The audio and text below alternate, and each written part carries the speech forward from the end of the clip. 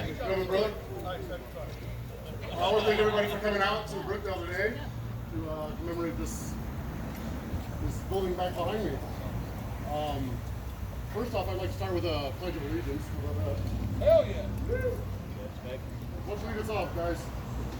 I pledge allegiance to the flag of the United States of America and to the republic for which it stands, one nation, under God, indivisible, with liberty and justice for all. Now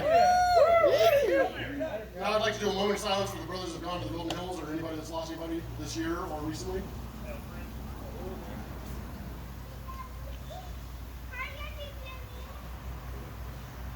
One say to brother.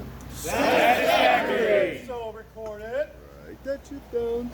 So I want to start by recognizing all the visiting dignitaries, ex-NGHs, graybeards, noble, grand, sublime recorders.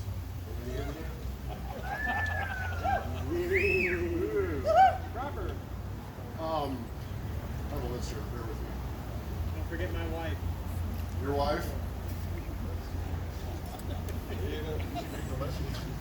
I want to give Previn, wherever he is, I don't know where he's at now. Previn? Here I am. Oh, there he is, right there.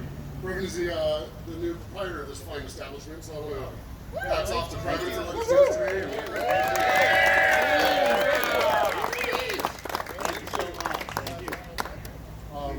It was really huge, you know, he was pretty much just, yeah, whatever you guys want to do it.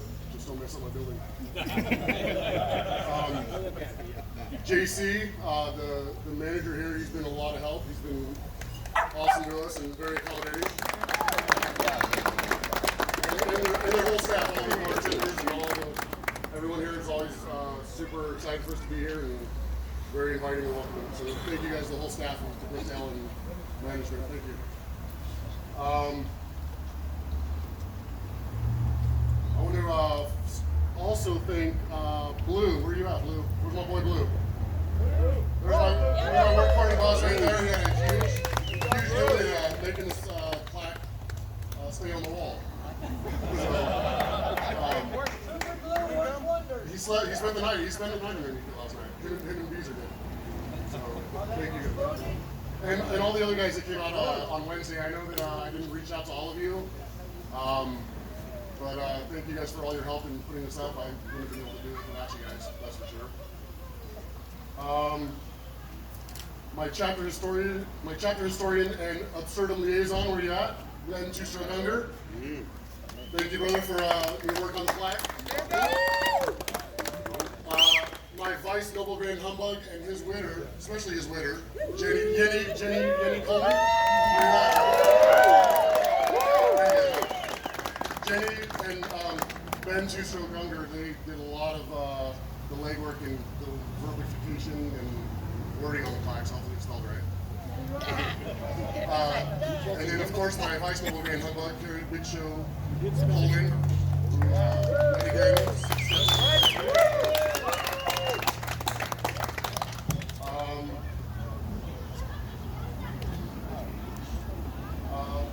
Brevin, did you want to come up and say anything? Say a few words. Maybe you should be part of the unveiling. Of course you should. Thank you. First of all, I'd like to welcome everybody here at the lodge. Thank you for coming. And just looking out here, I'm overwhelmed. This is beautiful. You know, this is what the lodge is all about. And you know, we've just kind of scratched the surface here. We can hardly wait to get in the iconic area of the brook room and the fireside lounge, which we're going to be starting any time now. We're going to be probably getting into the demo here in the next week or two. So, of course, COVID kind of set us back about a year and a half, so it is what it is. And that's about it. God bless America. Peace on earth. Thank you. Thank you,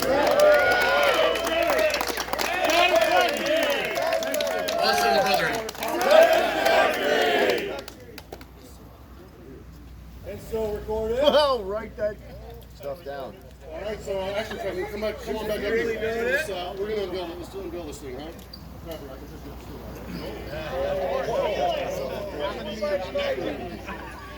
without further ado, when there's two clips of this, do that way. Blue, how do these things come off?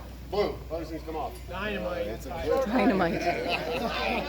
It's like a woman's bra there, Anthony. You can do it. There we go.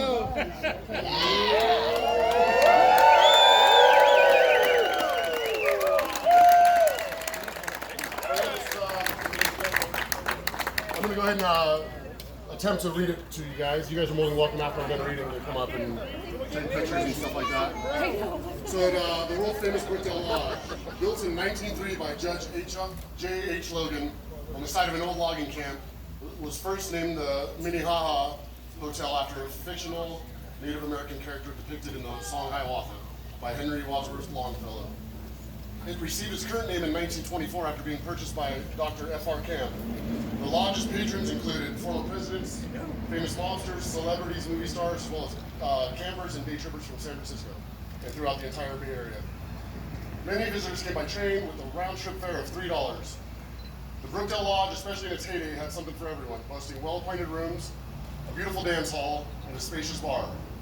The dining hall, named the Brook Room, said to be the lodge's crown jewel. There's a vast two-story dining hall that has a clear creek running right through the middle of it. The famous Mermaid Room, which is just off the dance hall, features. Hopefully, Clem's gonna get that back open again too. Large glass wall where you can see the deep end builds of the swimming pool. The wedding chapel was a favorite of young couples who took their vows in this creekside setting. Is it haunted? Over the years, the lodge has endured 2 floods and 5 fires, both contributing to the number of untimely deaths on the property, which some argue souls have never left. Long way. We know about that. The wishing well that's just located over there on the other side of the courtyard. The wishing well on the side of this plaque was built by Dr. Camp and his wife to help support the passion of helping crippled children. Many thousands of dollars were thrown into the well, and the money was turned over to the Shriners for their Crippled Children's Fund.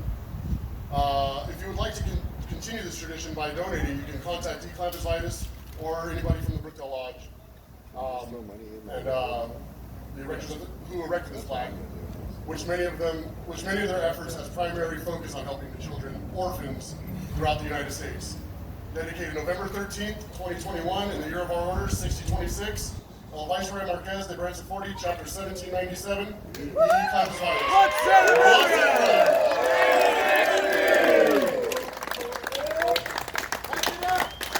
So I'm going to open it up now. If anybody here, red shirts or public, have any memories of the Brookdale or anything that they'd like to talk about, the mic is open. The mic is hot. Ben under.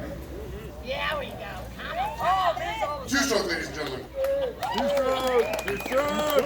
Hi folks, my name's Ben Under. I'm the historian this year for some silly reason, and sort of liaison number 1 for way sillier reasons. Can we hear something for our humbug this year, Anthony Riddick Moore? I'm not sorry, brother. More is less. Oh, hey, there it is.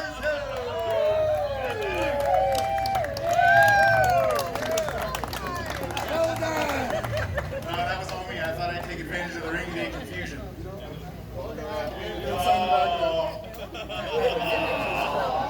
I took it out of his stuff at our last event when he wasn't looking. Anyway, I know I'm not the only one that has a bunch of history here in this wonderful place. And I hope that many, many more awesome memories and much more history is made. Hope everybody has a great time today and enjoys the tour. It's incredible. Another round of applause for the humbug.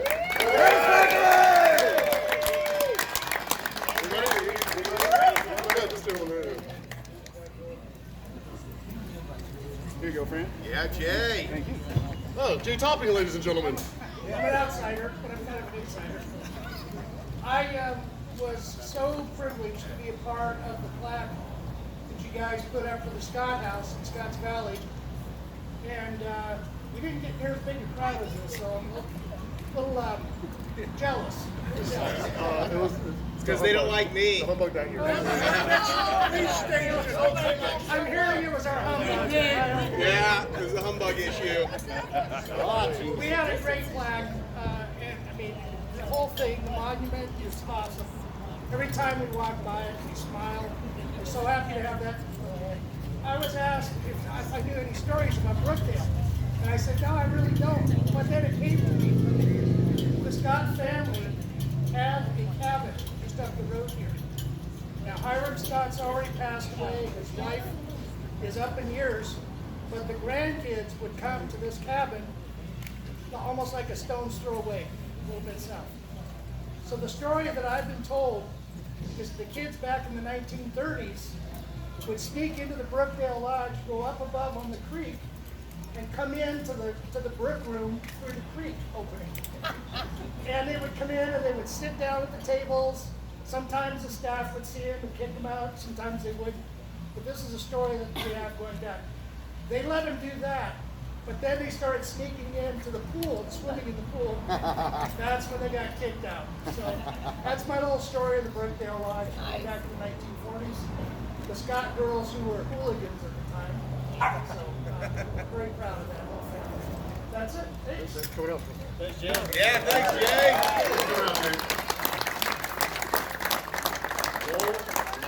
Trevor, Jim? Anybody else have anything to say? Over here, real quick. Yeah, sure. Okay, so every day we get quite a few travelers come through here and want to know what the Brookdale Lodge is all about. And I would have to take time from paying attention to the construction and everything and kind of explain to them and take them back in history. Well, now they can read this. This is awesome. So I can go about my business and they can read this and figure it out. He's got all this free time. See the instructions. Brevin, come back. Really nice to have something to say. I ride by there all the time. Cafe was open for a while, it was been closed. Tell us when you're open. We all live here, we'd like to do business with you. Tell us when you're open. So, no, I get your concern, and initially we started the diner ourselves, and of course with the lack of help and the staffing problems we were experiencing, it was really hard, and I was trying to pay attention on getting the lodge back together, right? That's my job, and then I got to get the operators to make sure that everything functions well. And Casey's been a big part of that. He's been really helpful, but one man can only do so much. So then we finally decided that we should maybe get more of a mom and pop operator for the small diner.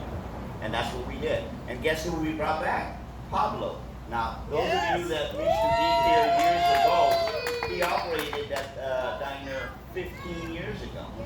And I kind of had to go out there and look for him, and I located him, and I said, how would you like to get back and, get into the diner business? And he said, well, of course, they loved it up here. It's just that they ran into some issues, they got shut down. Okay? But anyway, right now, at this present moment, Pablo and the family is running the diner, and I think the food's excellent. Everybody has, Absolutely. complimented the food. I had breakfast there this morning. But getting back to the hours, with COVID, we were allowed to open, then they wouldn't let us open, and so it was just confusing and it was stressful. And now I think we're getting back into the flow of things, and maybe I need to make sure that certain businesses are open at certain hours. Be consistent. We look, Just post it on the street. yeah. I would love to come for lunch, but I can't tell when you're open. Absolutely, We want to absolutely. spend our money here, help us do it. So the signage thing is part of phase 2. They strictly warned us not to do any signages until we're getting into phase 2. So that's a little bit of red tape from the county side. And so we'll definitely work on that. Thank you for bringing it up. Post it on Facebook. Thank you. I'll work on it. I'll definitely work on it. Make sure. Thank you, Fred. Anyone else? Ma'am, like to say anything? Jim? Jim Crabbe, ladies and gentlemen, he has a few words to say. He doesn't like your plaque, he doesn't want to say it. Well, I have nothing else to say. Oh wait, I forgot one thing. Where's Whiskey West? One third of Whiskey West. Thank you for coming out and entertaining us all today and this evening.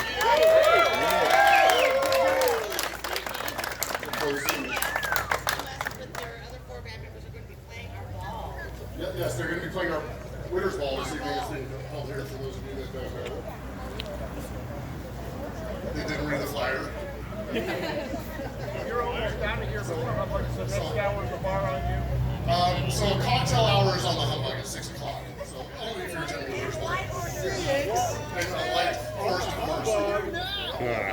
Without that, I have nothing else. Kai, would you like to add anything? You do great. I'm done. Big Show, you have anything to say? No. Get up here anyway. I'm done. Quick, do it. Do it. And reach for his checkbook. Hey, Riddick, as Huey Lewis said, is this it? This is it. No, next week.